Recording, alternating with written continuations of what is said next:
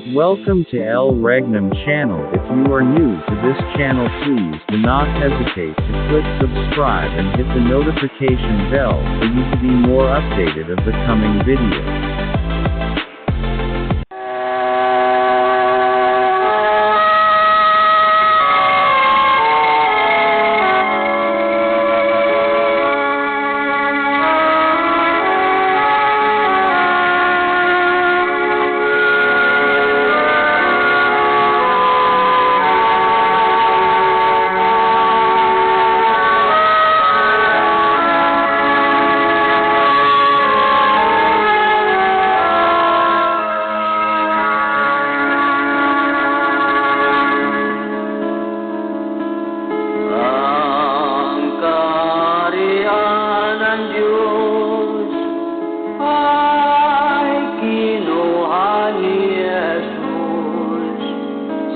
Lumang Jerusalem,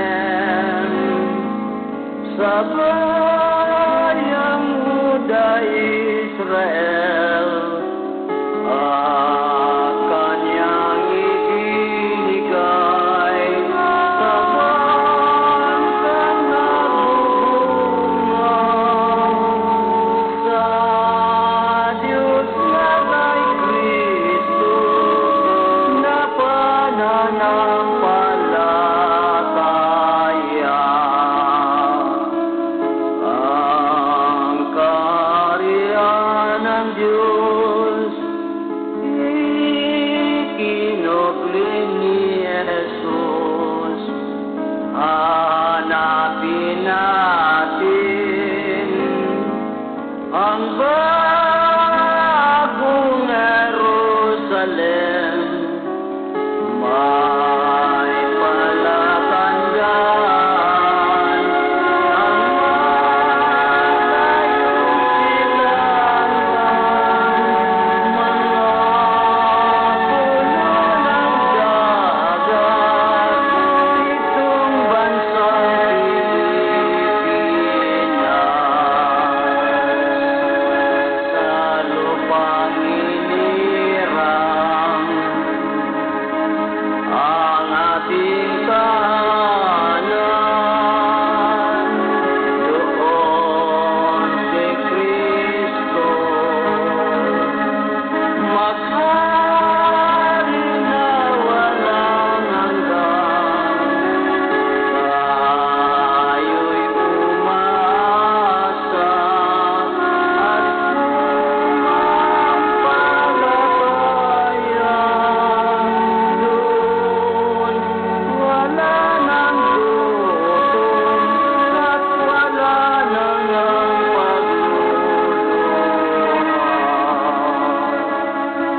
Sa lupang inirang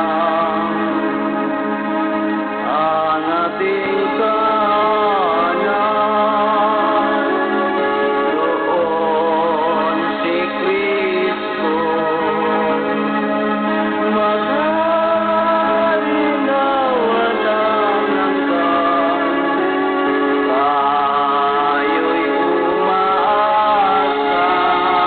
sumampalataya. Doon wala nang gutom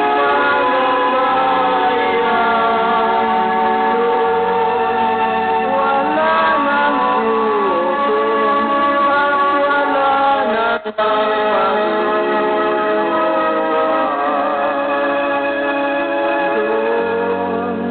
Doon wala nang gutom at wala nang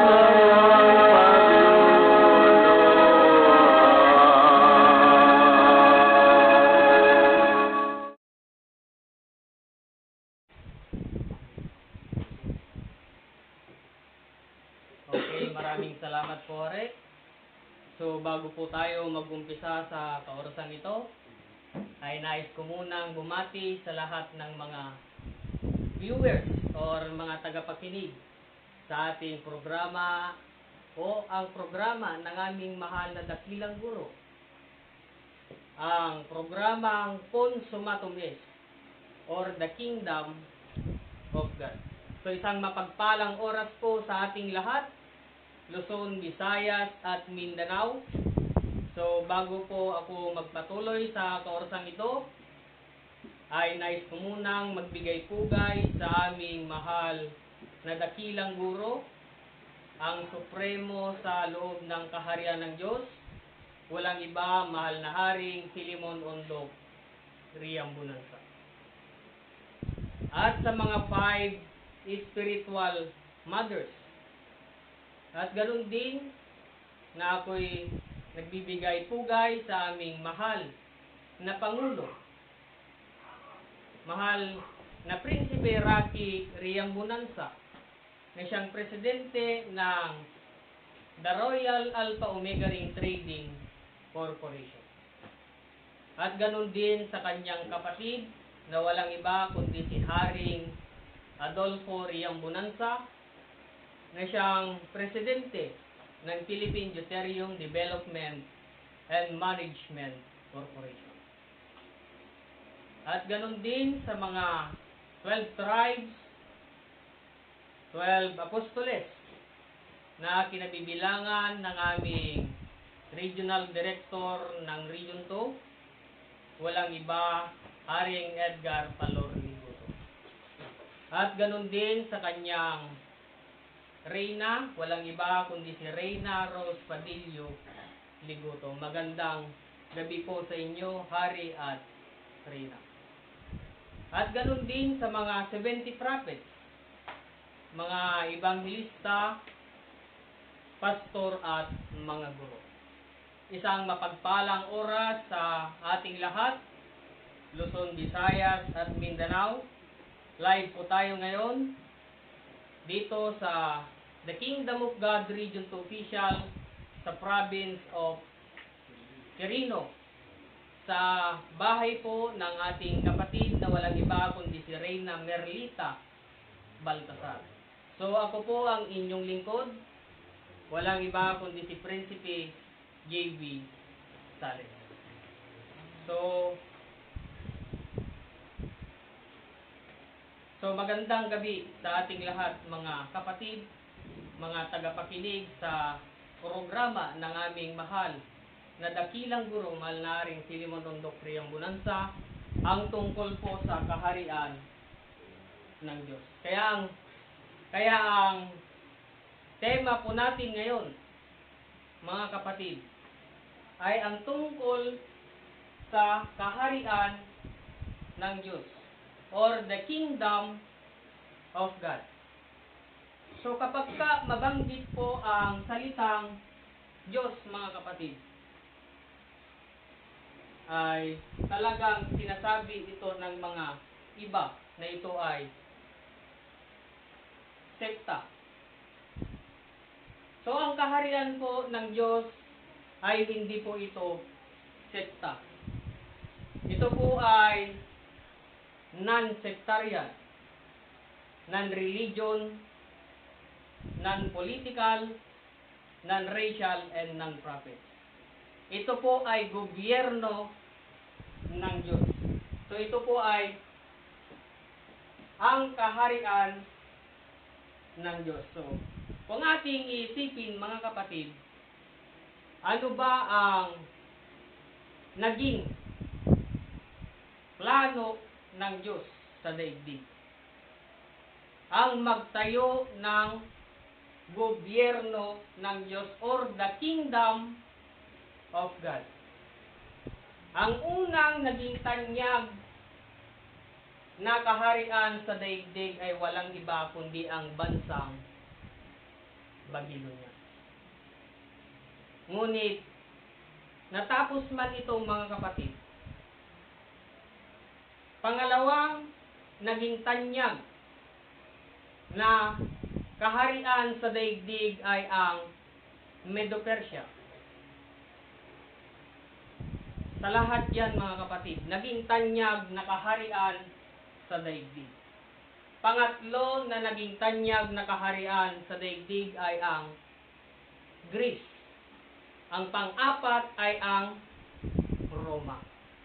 Ngunit ang tanong, mga kapatid, ito mang apat ay natapos na. So wala na, mga kapatid, wala nang kaharian sa daigdig. So, ang tanong mga kapatid, wala. So, ang tanong, meron pa bang kaharian or isang kaharian sa daigdig mga kapatid? So, wala na. Kung ating balikan ang panahon ni Panginoong Hesus na ipinangaral niya ang tungkol sa kaharian ng Diyos o ang gobyerno ng Diyos, mga kapatid, na doon sana sa bansang Jerusalem o bansang Israel itatayo ang panglimang kaharian sa buong daigdig. Ngunit ito man ay hindi tinanggap ng mga tao. Bagkus siya ay ipinako sa krus. At ang Diyos ay nagalit doon.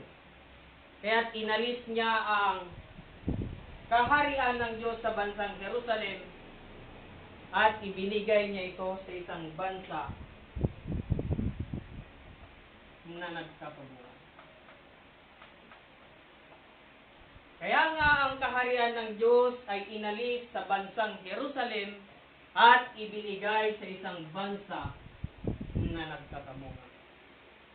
Kaya't ang tema po natin ngayon sa kaorasang ito, or ang papatunayan ko po sa inyo, na ang bansang Pilipinas ang siyang kaharian ng Diyos ayon sa pangwalong pagtotoo kung nasaan ang kaharian ng Diyos. Mababasa po natin sa Apokalipsis 17:12. So, ganito po ang sinabi. At ang 10 sungay na iyong nakita ay 10 hari na hindi pa nagsisitanggap ng kaharian. Datapwat magsisitanggap sila ng kapamahalaang paghahari ng isang oras na kasama ng hayop.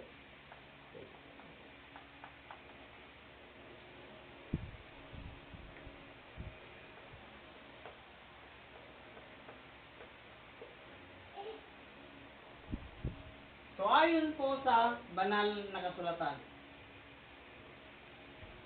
na ang 10 hari ay hindi pa nagsisitanggap ng kaharian, dadapwat sila ay nagsitanggap ng kapamahalang paghahari sa loob ng isang oras ng Diyos. Sa loob ng isang oras ng Diyos na kasama ang hayop. So ito po ay parables sa banal na kasulatan kung nasaan ang kaharian ng Diyos, sapagkat ang kaharian ay ibinigay sa isang bansa na nagkakamunga. So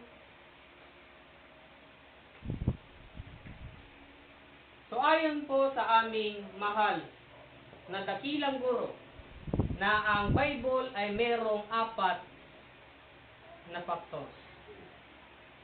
Nang una ay prophecy, history, mathematics, at science. So, gagamit po tayo ng multiplication or mathematics upang malaman natin kung nasaan ang kaharian ng Diyos. Sapagkat ayon sa nakasulat sa banal na kasulatan na ang 10 hari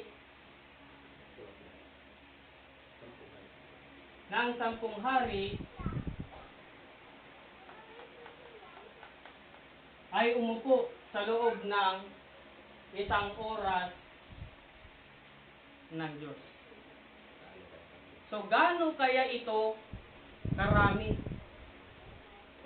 So, ang tanong mga kapatid, gaano ba karami ang isang oras ng tao?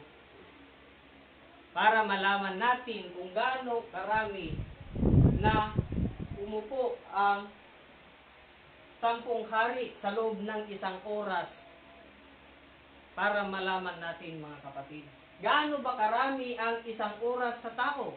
Ito ay merong 60 minutes sa loob ng isang oras. So kung ating i-divide sa 10, ito po ay merong sukat na, ito po ay may sagot na 6 minutes. So ang tanong, mga kapatid, payag ba kayo na umupo lamang sa loob ng 6 na minuto? Sa loob lang ng isang oras ng Diyos? So, hindi naman siguro mga kapatid, sapagkat kung ating iisipin, hindi ka pa siguro tapos maligo ay natapos na ang 6 na minuto bilang pag-upo sa isang oras ng Diyos. So, hindi po ganon ang hanay mga kapatid, sapagkat ito man ay parabol sa banal na kasulatan kung nasaan ang kaharian ng Diyos. So, sapagkat ang kaharian ay inalis sa bansang Jerusalem at ibinigay sa isang bansa na nagkakamulan. So, gaano kaya karami ang isang oras ng Diyos? So, kukunin natin ang isang taon.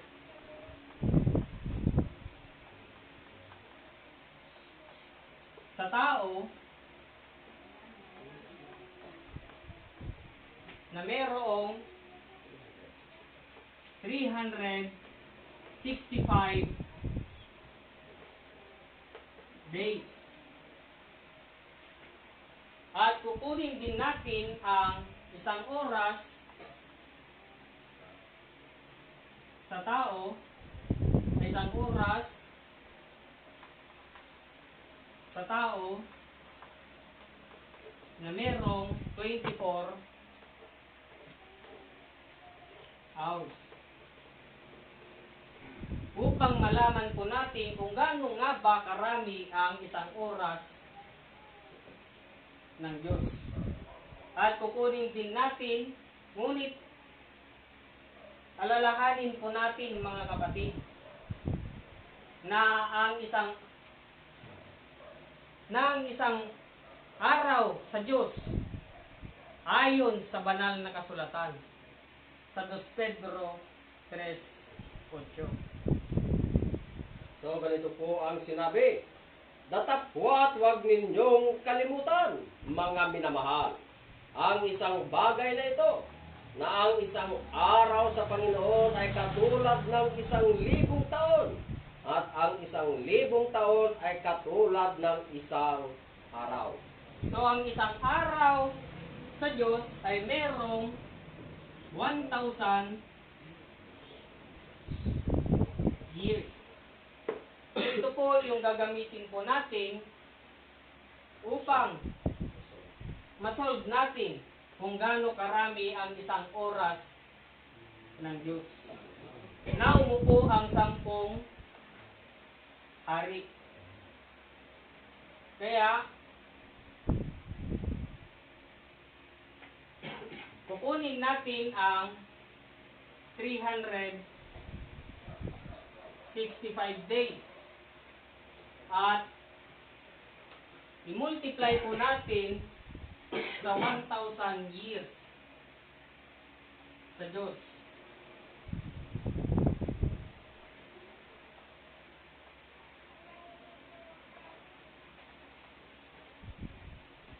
So, 5 times 0 equals 0. 5 times 0, 0. 5 times 0, 0. 5 times 1 equals 5. So, 6 times 0, 0. 6 times 0, 0 ulit. 6 times 0, 0. 6 times 1, 6. So, 3 times 0, 0. 3 times 0, 0. 3 times 0, 0. 3 times 1 equals 3. So, i-add po natin mga kapatid. So, bring down 0. 0. Bring down 0. Bring down 5. Bring down 6. Bring down 3. So, ang sukat ay merong 365,000 days. So, alalahanin po natin mga kapatid na sa loob ng 1,000 taon, sa tao ay merong 250 na leap year. So, kung ating idagdag, ang sukat ay 365,250 days. So, gaano nga ba karami ang isang oras ng Diyos na umupo ang 10 hari? Kaya kukunin po natin ang 365,250 days at i-divide po natin ito sa 24 hours sa tao. Upang malaman po natin kung gaano karami ang isang oras ng Diyos na umupo ang 10 mga hari. Sapagkat ang kaharian ng Diyos ay inalis sa bansang Jerusalem at ibinigay sa isang bansa na nagkakabuhang. Kaya divide po tayo mga kapatid. So, 36 divided by 24 equals 1. 1 times 24 equals 24. So, subtrahen. So, 6 minus 4 equals 2. 3 minus 2 equals 1. So, bring down 5. So, 125 divided by 24 equals 5. So, 5 times 4 equals 20. So, 5 times 2 equals 10 plus 2, 12. So, minus. So, 5 minus 0, 5. So, ito po ay hindi na pwede, kaya ito po ay bring down 2. So, 52 divided by 24 equals 2. So, 2 times 4 equals 8. 2 times 2 equals 4. Minus. So, 2 minus 8. So, cannot be. So, borrow 1 from 5. Ito ay maging 4. At ito ay maging 12. So, 12 minus 8 equals 4. So, bring down 5. So, 45 divided by 24 equals 1. So, 1 times 24 equals 24. So, minus. So, 5 minus 4, 1. 4 times 4 minus 2 equals 2. So, bring down 0. So, 210 divided by 24 equals 8. So 8 times 4 equals 32. So 3. So 8 times 2, 16 plus 3, 19. So minus, so 2 minus, 0 minus 2 cannot be, so borrow 1 from 1, ito'y maging 0 at ito'y maging 10. So 10 minus 2 equals 8. So 0 minus 9 cannot be, so borrow 1 from 2, ito'y maging 1 at ito'y maging 10. So 10 minus 9 equals 18. So meron pong reminder na 18 hours. So kung ating iisipin mga kapatid, sa loob ng 24 hours ay pasok na ang 18 hours. Kaya ito po ay magiging 9. Kaya ang sukat ay merong 15,219 hours. So, gaano nga ba karami ang isang oras ng Diyos? Naumupo ang 10 mga hari. So, kukunin na naman natin ang 15,219 hours. So, i-divide po natin ito sa isang taon ng tao na merong 365. So, 152 divided by 365 ay cannot be. So, 4 digit. So, 1,521 divided by 365 equals 4. So 4 times 5 equals 20. So carry 2. So 4 times 6 equals 24 times plus 2 equals 26.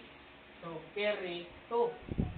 So 4 times 3, 12 plus 2 equals 14. So, gamit tayo ng minus. So, 1 minus 0 equals 1. So, 2 minus 6 is cannot be, so borrow 1 from 5. Ito'y maging 4 at ito'y maging 12. So 12 minus 6 equals 6. So hindi na pwede. So bring down 9. So 619 divided by 365 equals 1. So 1 times 5 equals 5. 1 times 6 equals 6. 1 times 3 equals 3. So, gagamit ulit tayo ng minus. So, 9 minus 5 equals 4. So, 1 minus 6 is cannot be, so borrow 1 from 6. Ito'y maging 5 at ito'y maging 11. So 11 minus 6 equals 5. So 5 minus 3, 2. So, meron tayong natirang 254 days. So, kukunin po natin ang natirang 254.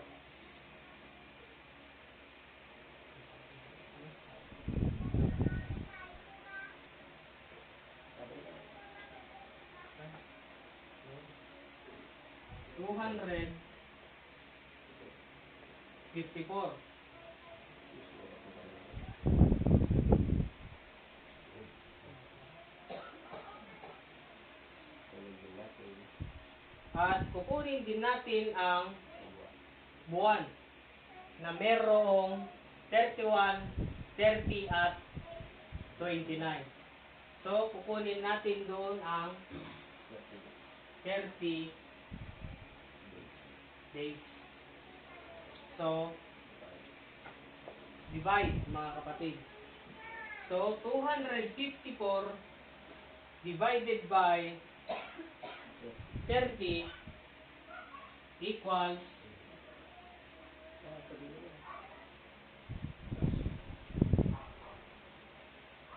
8.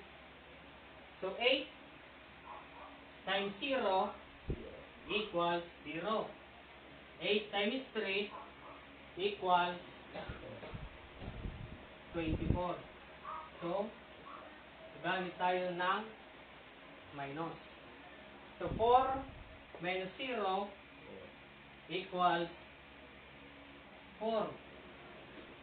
5 minus 4 equals 1.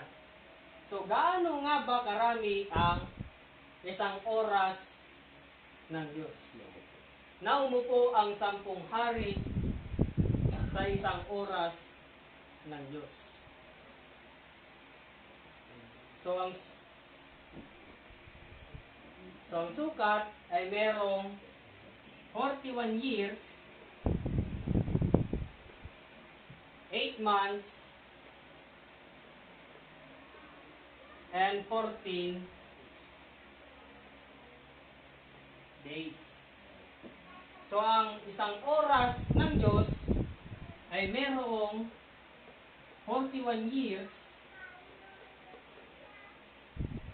8 months, and 14 days. So, ito po ang isang oras ng Diyos na umupo ang 10 mga hari. Kung nasaan ang kaharian ng Diyos. Sapagkat ang kaharian ng Diyos ay inalis sa bansang Jerusalem at ibinigay sa isang bansa na nagkakamunga. So, sino nga ba ang mga 10 mga hari na umupo sa loob ng isang oras ng Diyos? Na hindi tumanggap ng kapamathalang paghahari na hindi tumanggap ng sa kaharian ng Diyos. Ngunit nung tumanggap sila ng kapamathalaang paghahari sa loob ng isang oras ng Diyos. So, idala po natin ito sa checking upang mas higit po natin malaman kung gaano nga ba karami na umupo ang 10 mga hari. So,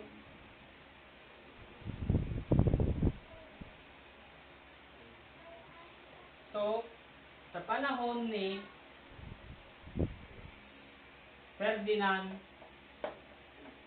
Marcos, sa taong 1973, December 31. At kukunin din natin ang panahon ni Manuel Quezon na sa taong 1935 November 15. So,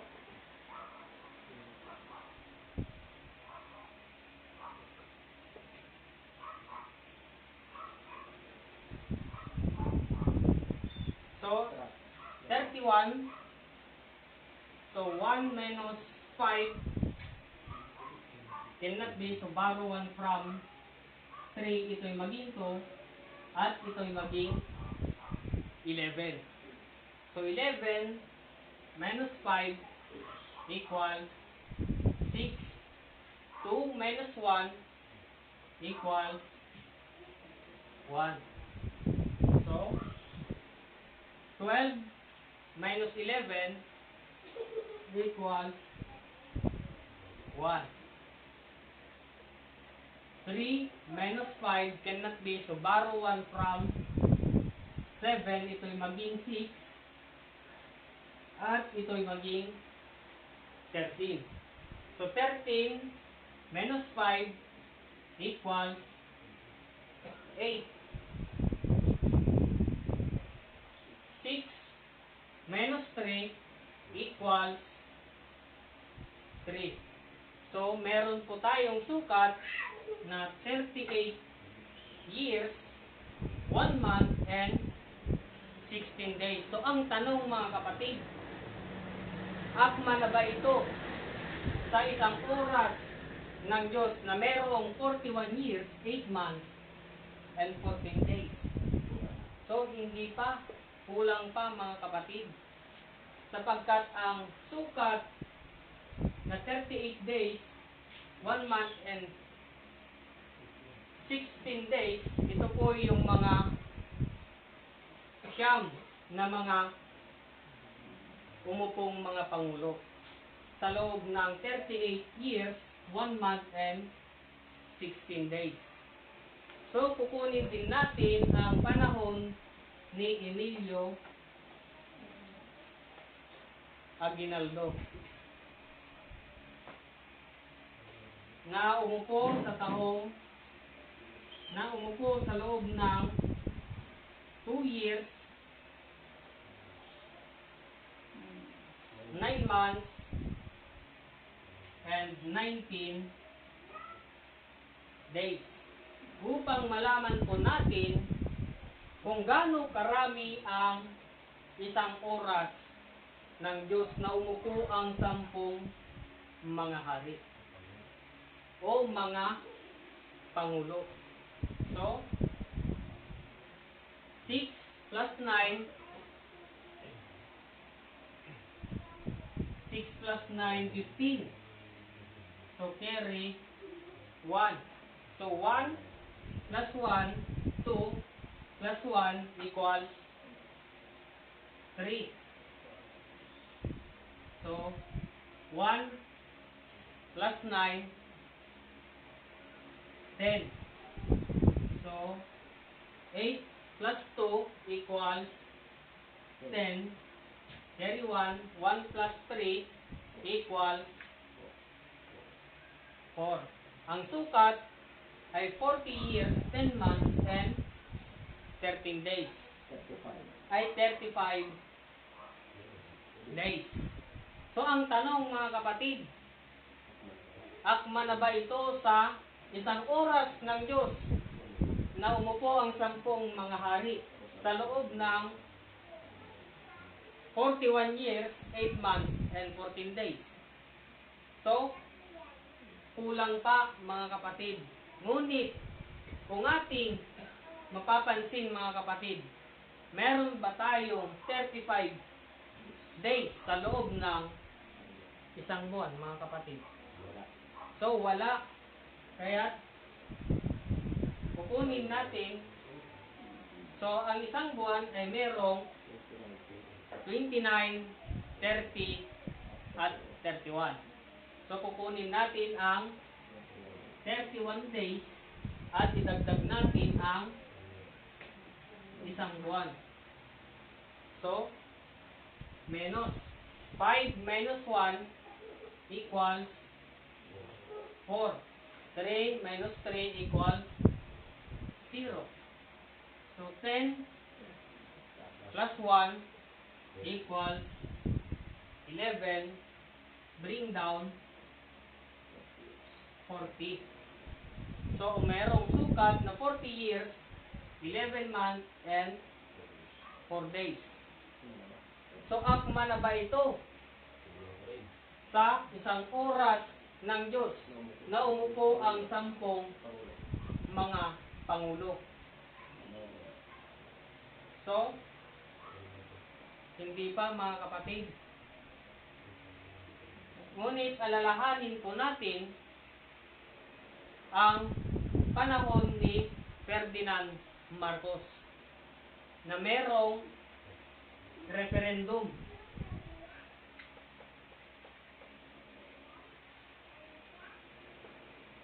na ang sukat ay 9 months and 10 days. So, 4. So, kung ating i-plus, 4 plus 0 equals 4. 0 plus 1, 1. 11 minus 9, 11 plus 9 equals 20. So, bring down 40 years. So, akma na ba ito mga kapatid? Na merong 40 years, 20 months, and 14 days. So, hindi pa rin mga kapatid, sapagkat ang isang oras ng Diyos ay merong 41 years, 8 months, and 14 days. So, kung ating mapapansin, meron bang 20 months sa loob ng isang taon mga kapatid? So, wala. So, ibawas po natin ito sa loob ng isang taon na merong 12 months at idagdag natin ang isang taon. So, bring down 14. So, kung ating ibawas, 0 minus 2 cannot be, so borrow 1 from 2, ito'y maging 1 at ito'y maging 10. So, 10 minus 2 equals 8. So, 4 ay 0 plus 1 equals 1. So, bring down 4.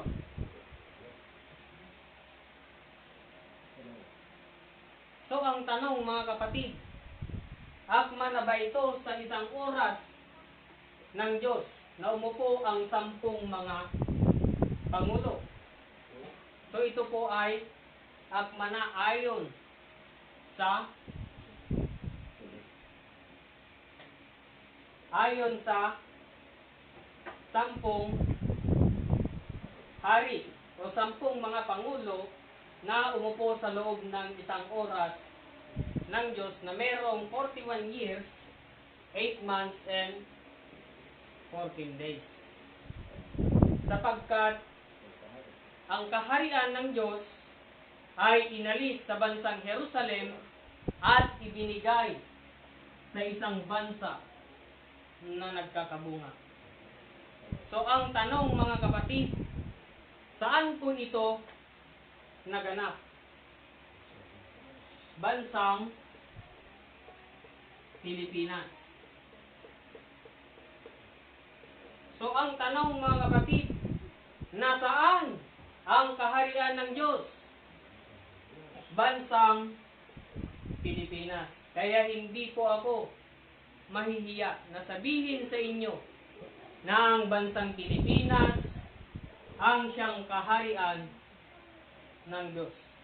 Ayon sa pangwalong patotoo kung nasaan ang kaharian ng Diyos. So ito po ang aking pinatunayan sa gabing ito, mga kapatid, kung nasaan ang kaharian ng Diyos. So walang ibang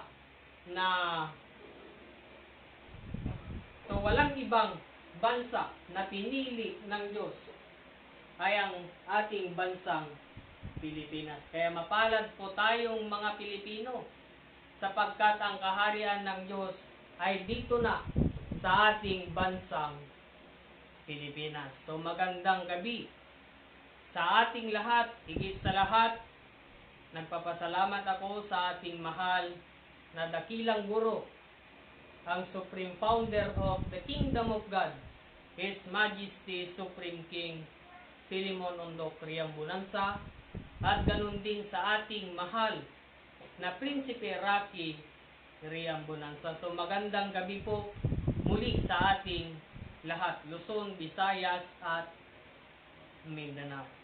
So ibigay naman po natin sa ating isang prinsipe. Walang iba, Prinsipe Reggie Pagumpana.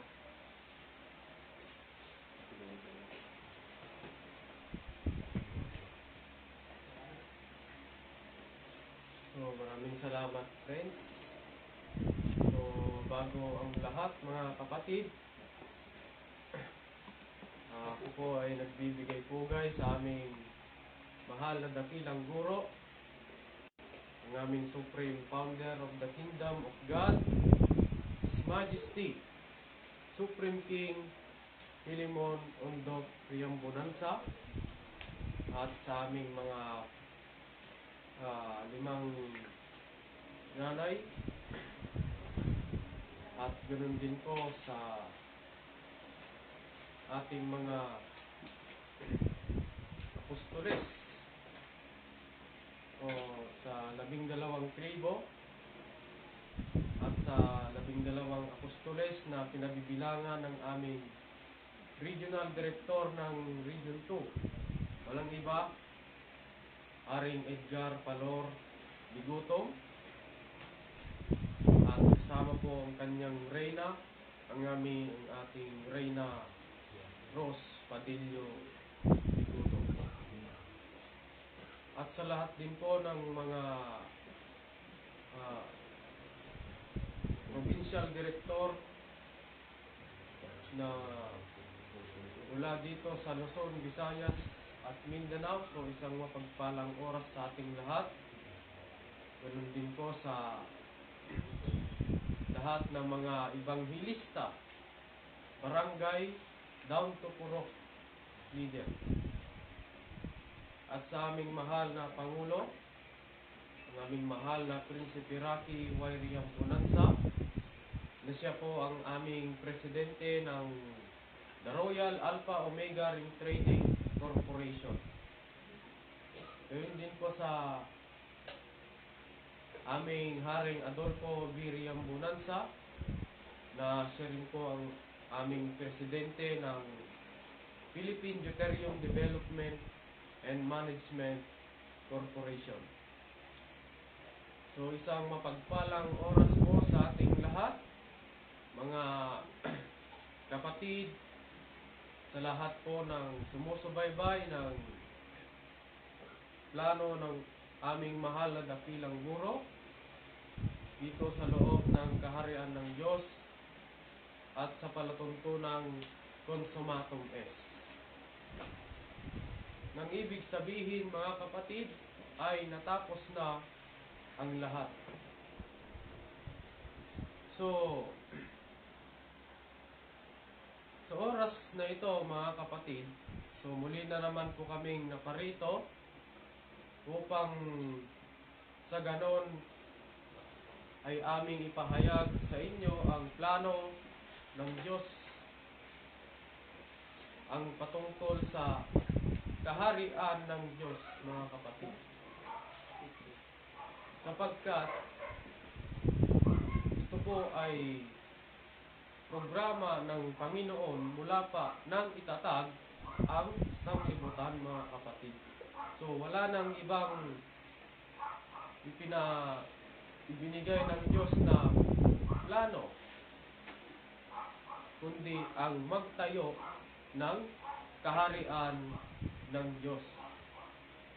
So yan po ay government of God, mga kapatid, o gobyerno ng Diyos. Kaya nga ito po ay hindi ito sekta, hindi po ito non-religion, non-sectarian, non-politician, non-prophet, mga kapatid. So yan po ay hindi nahaluan ng kung ano-anong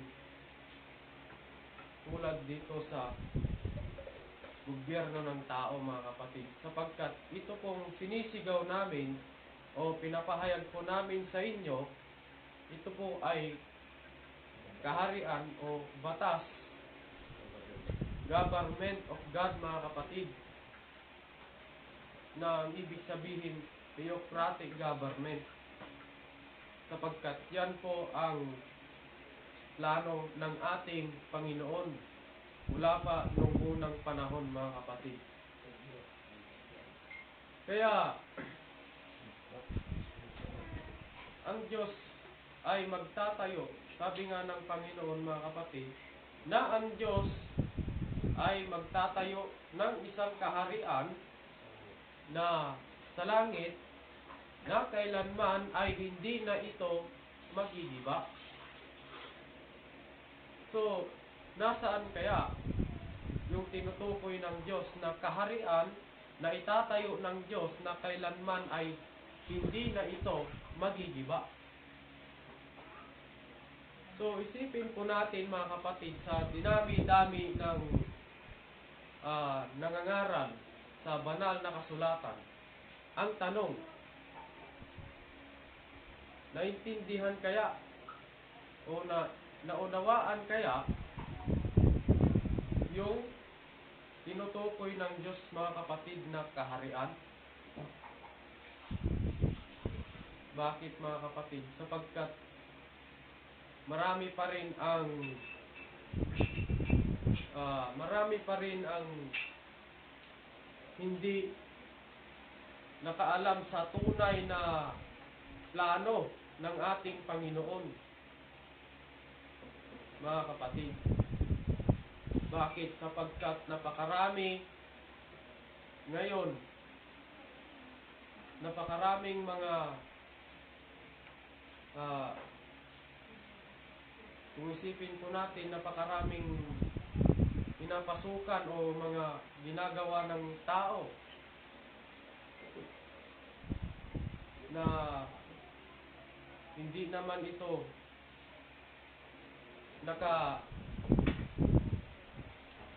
nakaakma doon sa plano ng Diyos, mga kapatid, kung yun ba ay talagang totoo. Di po ba? Kaya nga, sa gabing ito, mga kapatid, sapagkat ito po ang ibinigay sa amin na pag-aaral o paglalay upang ipahayag namin sa inyo ang mga katuruan ng aming mahal na dakilang guro na walang iba kundi ang aming mahal na Hari Pilimon Ondok Priambunansa, na ang plano ng Panginoon, mga kapatid, na magtayo ng kaharian ng Diyos ay wala na doon sa bansang Jerusalem.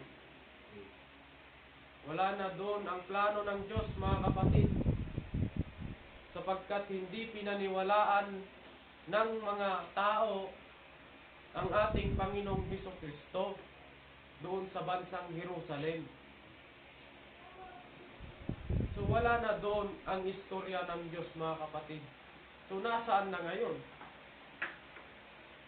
Kaya nga, sinasabi po namin ang katotohanan, mga kapatid, na ang kaharian ng Diyos ay kinuha ni Kristo at ibinigay sa isang bansa,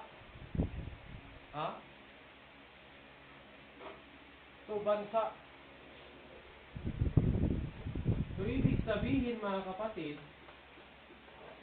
na ang kaharian ng Diyos ay nandoon na sa isang bansa. Bakit? Walang tumanggap ng kaharian ng Diyos doon sa bansang Jerusalem. Kaya inalis na ng Diyos dito ang kaharian ng Diyos at ibinigay na doon sa isang bansa. So napakapalad mga kapatid. Yung bansa na pinagbigyan ng Diyos ng kaharian. So napakapalad.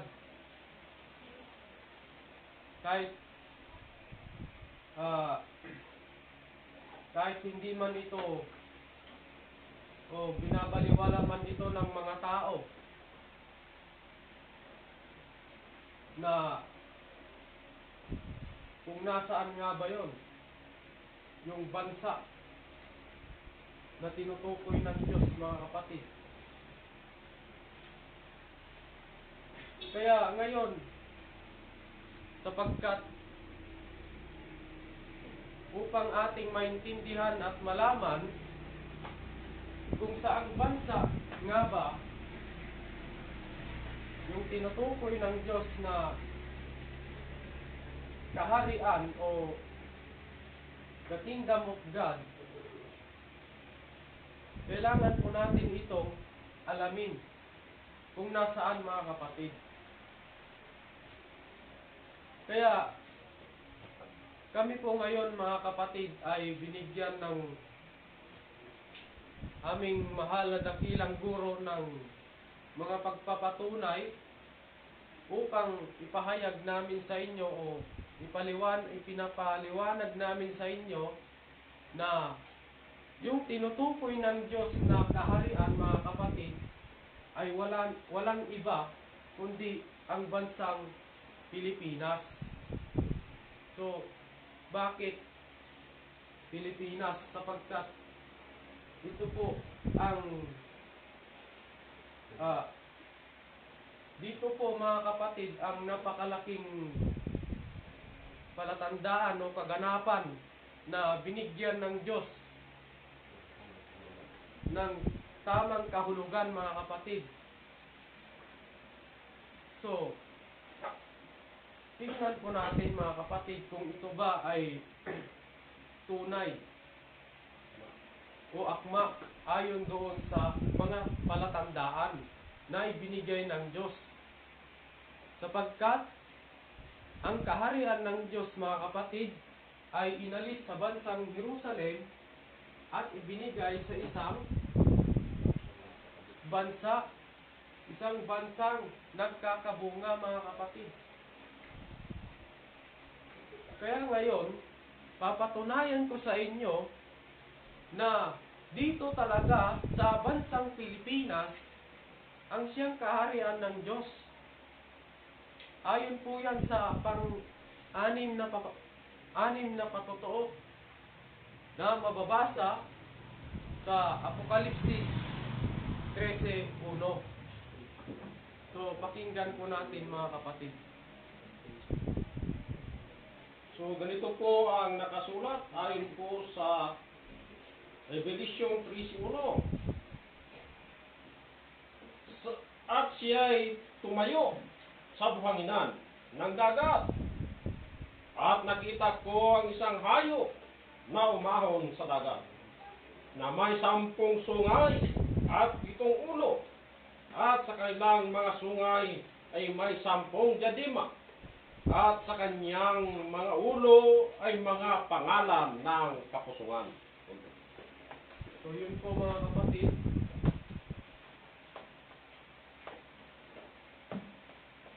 So yun po ang nabasa ayon doon sa banal na kasulatan mga kapatid na sinabi ng Panginoon na mayroong isang hayop na umahon sa dagat na may 10 sungay at 7 ulo. So, kung isipin po natin mga kapatid, na kung tayo ay magkakakita ng isang hayop na umahon sa dagat na may 10 sungay at 7 ulo, ang tanong, ano kaya ang ating magiging reaksyon mga kapatid? So nakakatakot, di po ba? Sapagkat ito man po ay umahon sa dagat na may 10 sungay at 7 ulo. So nakakatakot kung sa literal. Bakit mga kapatid? Sapagkat hindi man ito literal, ito man po ay talinhagang salita ng Diyos kung nasaan ang kaharian ng Diyos. Bakit mga kapatid? Sapagkat ang kaharian ng Diyos ay inalis sa bansang Jerusalem at ibinigay sa isang bansa. Kaya isipin po natin ito ng mabuti mga kapatid. Na ano nga ba itong talinhaga ayon sa nakasulat sa banal na kasulatan? Na ang nakasulat ay merong hayop na umahon sa dagat na may 10 sungay at 7 ulo. So tingnan po natin mga kapatid kung sino-sino yung 10 sungay at 7 ulo na tinutukoy ng Diyos. So, bago po natin yan sagutin mga kapatid, kung ating idagdag itong 7, dagdag po natin itong 10, ang sukat sana ay 17, di po ba? So, hindi po ganun. So, ganito ang hanay mga kapatid para lubos po natin ito maunawahan. So, yung 10 sungay at 7 ulo na tinutukoy ng Diyos mga kapatid, walang iba. Ang una dito ay si Manuel Quezon. At ang pangalawa, si Manuel Rojas. At ang pangatlo, si Elpidio Quirino. At ang pang-apat, si Ramon Magsaysay. At ang pang-lima, si Carlos Garcia. At pang-anim, si Diosdado Macapagal. At ang pang-pito, walang iba si Pangulong Ferdinand Marcos. So ito yung tinutukoy ng Diyos mga kapatid na 7 ulo. So ibig sabihin sila pala yung mga 7 o itong 7 elected president mga kapatid. Sila pala yung tinutukoy ng Diyos na 7 elected president na ayon doon sa talinhaga, sila yung mga 7 ulo o tinatawag ng Diyos na 7 elected president mga kapatid. So ngayon, sapagkat 10 sungay ang ayon doon sa nakasulat mga kapatid, 10 sungay. So, kung ating idagdag mga kapatid, para ito ay maging 10 sungay, idagdag po natin dito si Emilio Aguinaldo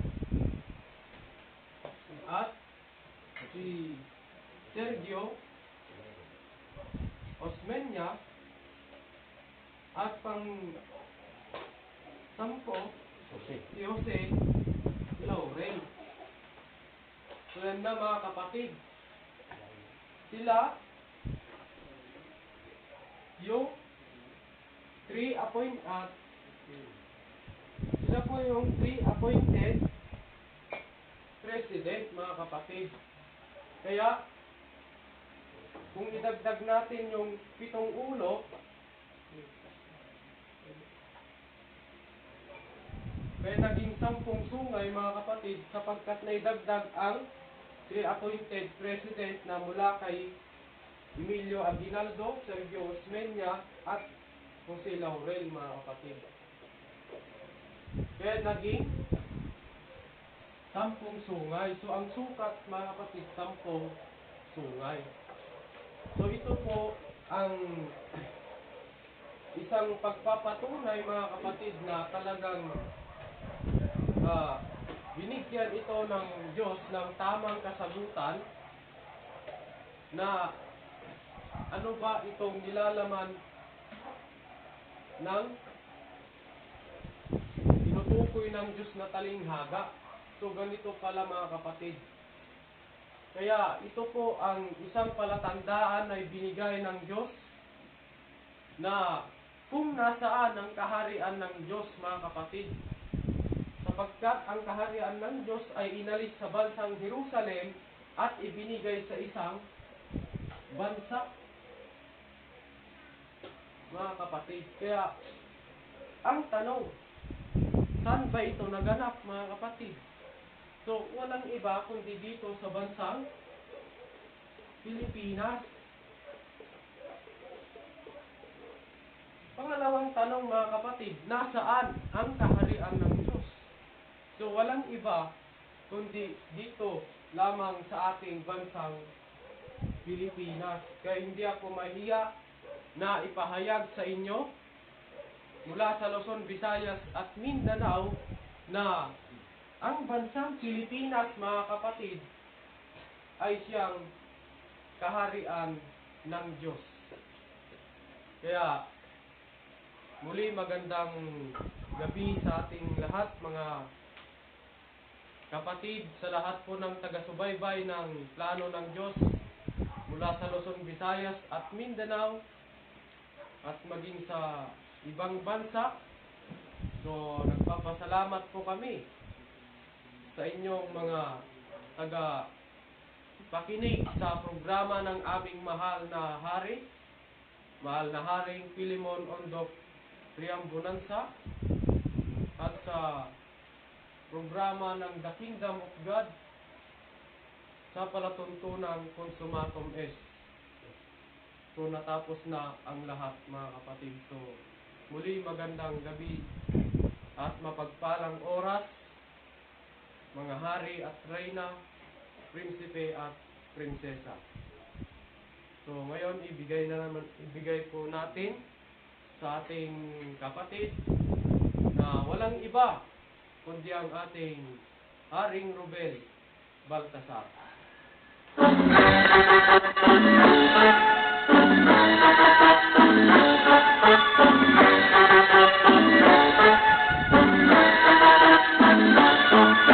Upang makakita sa kaharian ng Diyos, ipanganak muli ng tubig at ng Espiritu. Kung di natin sundin ang payo ni Jesus, hindi makapasok sa kaharian ng Diyos. Ang katotohanan, kalayaan ng tao, ito'y nagbibigay ng sagana at habang buhay. Magsisamba tayo sa Diyos Espiritu, ang kaharian niya ay mamanahin natin.